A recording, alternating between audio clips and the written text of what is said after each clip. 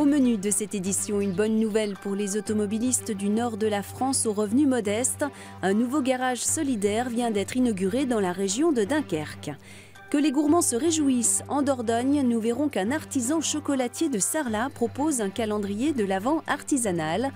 Mais avant, prenons la direction de Ria-Sirac, un village catalan qui fait de la résistance face au nouveau nom de la région. Le maire rappelle avec humour que sa commune est historiquement et géographiquement très éloignée de l'Occitanie. Ria-Sirac, 1500 habitants, berceau de la Catalogne. C'est dans ce village qu'est né Guilfred le Velu, à qui l'on doit le drapeau sang et or. Alors ici, peut-être plus qu'ailleurs, l'appellation Occitanie a eu du mal à être digérée. Pour preuve, le maire a eu il y a quelques jours cette idée cocasse, un panneau indiquant le premier village non catalan. Quand on partait de chez nous et qu'on arrive là-bas à Sals, on disait bon ça y est, à partir de Sals c'est la barrière, c'est le nord. Ici, on est catalan, on aimerait bien être reconnu en tant que tel et l'Occitanie c'est là-bas. Cet été déjà, cette banderole explicite avait amusé les habitants. Le nouveau clin d'œil du maire a tout autant leur approbation. Ça m'a fait rire, j'ai trouvé ça génial. Quand je suis sortie de chez moi, le mercredi soir, justement, j'allais à la Sardane, à la répétition. Je vois ce panneau, Occitanie à gauche. Vite, j'ai dit, je pars à droite. Du côté de la direction interdépartementale des routes, pas de problème. Le panneau ne représente aucun danger. Il pourra donc continuer à défendre l'identité de la Catalogne. Dans le Nord, un nouveau garage solidaire vient en aide aux automobilistes les plus défavorisés. Il propose des réparations à petit prix. L'ouverture de cet établissement a également permis l'embauche d'un jeune mécanicien qui était au chômage depuis plusieurs années.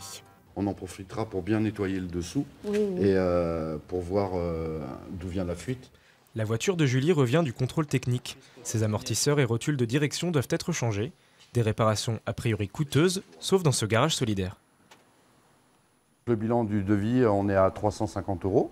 Comparé à un garage habituel, il faut compter, allez, on va dire, peut-être pas moitié prix, mais pas loin. Des économies importantes faites sur les pièces et la main-d'œuvre. Ici, le tarif horaire ne dépasse pas les 20 €. Seule condition pour les clients, être en difficulté professionnelle. La jeune femme est en contrat aidé. Les loyers, c'est super cher.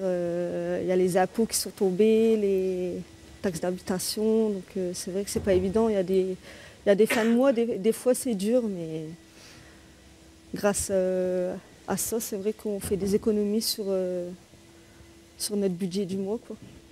Et ici, le mot solidaire n'est pas galvaudé. Même les mécaniciens sont en voie de réinsertion. Virgile a signé un CDD de 2 ans après des années de chômage. Ça fait du bien. Si moi, je ne portais pas du tout chômage. Je vais rester sans rien faire à la maison, ça sert à rien. Avant de vous présenter les conditions et modalités d'accès au garage solidaire, à l'occasion de son inauguration, ses principaux acteurs ont souligné l'intérêt d'un tel projet dans la région.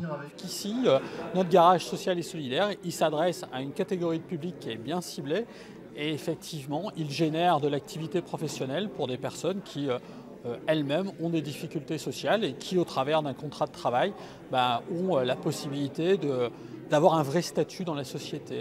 Ce premier garage social et solidaire dans le Dunkerquois est le 11e à voir le jour dans la région, toujours très touchée par le chômage.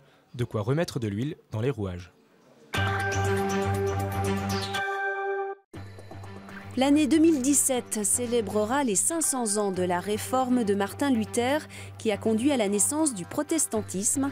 À cette occasion, Mulhouse participe à un projet artistique européen, la construction d'une centaine de barques en bois tressé par des étudiants et des réfugiés. Voici Chilio, l'étudiant balois, et Mouafak, le réfugié syrien. Leur amitié est née sur ce chantier, la fabrication d'une flottille de barques en bois tressé. Un projet artistique et humain, c'était le point de départ et ça fonctionne. Juste quand je rentrais à lui et les autres, comme mon ami, je parlais avec eux ou je travaillais avec eux. C'est tout simplement, c'était très bien. C'est le futur aussi, l'échange entre les différentes nations, les différentes cultures. Et je trouve que c'est très important et c'est très beau aussi de partager quelque chose avec une personne qui vient d'autre part. Cette rencontre découle d'un anniversaire, les 500 ans de la réforme de Luther, qui seront célébrés en 2017 à Wittenberg, ville de naissance du protestantisme. Une grande exposition sera organisée, elle accueillera une centaine de barques imaginées par l'Université de Salzbourg dans le cadre d'un concours européen. Le thème est sauvegarde de la création, justice et paix. Alors après une longue période de réflexion, nous avons décidé de parler des demandeurs d'asile, parce que nous pensons qu'ils incarnent ces trois problématiques. Ils viennent ici parce qu'ils ne trouvent chez eux ni la paix ni la justice, et parce que nous ne prenons pas soin de notre environnement. Après un premier atelier à Barcelone, c'est à Mulhouse que le projet se prolonge avec une dizaine de barques construites, dont une directement dans le temple Saint-Étienne, berceau du protestantisme rhénan. Là encore, des étudiants suisses, allemands, autrichiens travaillent main dans la main avec les réfugiés syriens et albanais, actuellement hébergés par les églises de Mulhouse. Ils recherchent non seulement une forme de prospérité, mais aussi une forme de sécurité et une forme de liberté. Et c'est cet appel à la liberté, cette exigence de liberté que Martin Luther, il y a 500 ans, a voulu défendre et affirmer, et qu'aujourd'hui nous perpétuons en accueillant les demandeurs d'asile qui viennent ici et que nous accompagnons tout au long de l'année. Tous les bateaux seront exposés à Wittenberg puis transformés en arches pour l'exposition Luther 2017. Tous, sauf celui du temple Saint-Étienne. Il restera sur place en guise de témoin de l'histoire.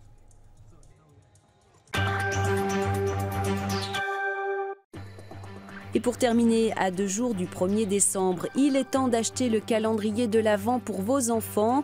Si vous habitez Sarlat en Dordogne, vous aurez la chance d'échapper aux produits industriels classiques. Elle travaille en solo et en cette période particulière, pas question de reculer, Sandy prépare ses calendriers de l'Avent. Pour certains, en couverture noire et lait, et pour d'autres, j'ai fait en 3 couvertures, c'est-à-dire noir, lait et blanc. Combien de pièces? 24 pièces, jusqu'à l'attente du Père Noël le 25. C'est un cadeau sympathique pour les enfants, que les grands-parents, parents peuvent faire, ou même offrir, des personnes les achètent. Et pour les petits comme les grands, parce que j'ai des grands clients qui viennent me les acheter, j'ai même des clients à 50 ans qui prennent leur petit calendrier de l'Avent pour Noël. Et en voilà un 3e fini. De République dominicaine ou de Madagascar, le cacao qu'utilise Sandy lui permet de proposer ses calendriers et bien d'autres produits déclinés pour Noël. Des petites chaussettes à mettre dans le sapin. Alors, garni de guimauve ou de chocolat, selon le désir des clients. On a tout ce qui est mug aux effigies de Noël. On a également pour accrocher sur le sapin des petites suspensions. Et pour ceux qui veulent suivre le calendrier de l'Avent, la prescription est d'1 chocolat par jour, jusqu'à Noël.